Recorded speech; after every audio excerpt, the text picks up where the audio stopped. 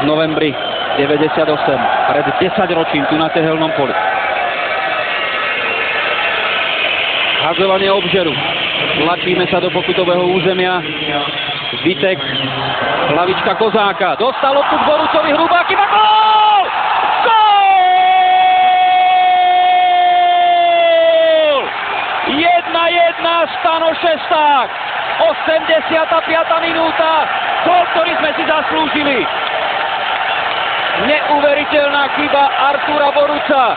Všetko to uvidíme, tehelné pole, aj futbalové Slovensko sú na nohách. Mali sme hlavy dole, ocitali sme sa pomaly na podlahe zápasového ringu. Vitek, hlavička Kozáka, teraz príde tá hrubá chyba, pošmyknutie sa Boruca a gól Stana Šestáka. Jeho 5. v reprezentácii a aký ste najcennejší. Hrajme s ofenzívnym rizikom aj ďalej, poďme za víťazstvom. Tento moment sme si vypýtali.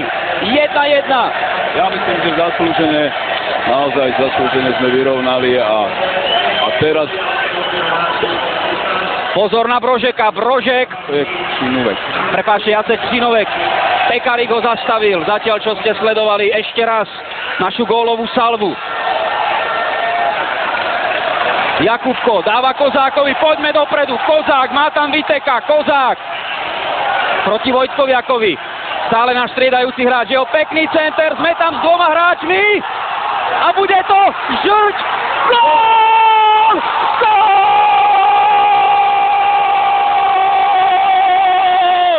2-1 gól! 86. minúta, Slovensko-Poľsko 2-1. Za 2 minúty Vajsov zázrak 2-1.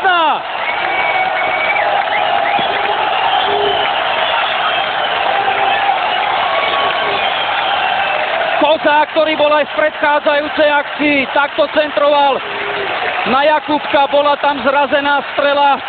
Dúdka zastavil pokus Šestáka, ale ten napokon loptu, ktorá sa odrazila od Žrde, posiela do siete. 2 góly Stana Šestáka, 2-1. A to je to, čo sme hovorili, lopty treba dávať do 16, tá obrana nestojí na tom, musím to len zopakovať a to je pravda.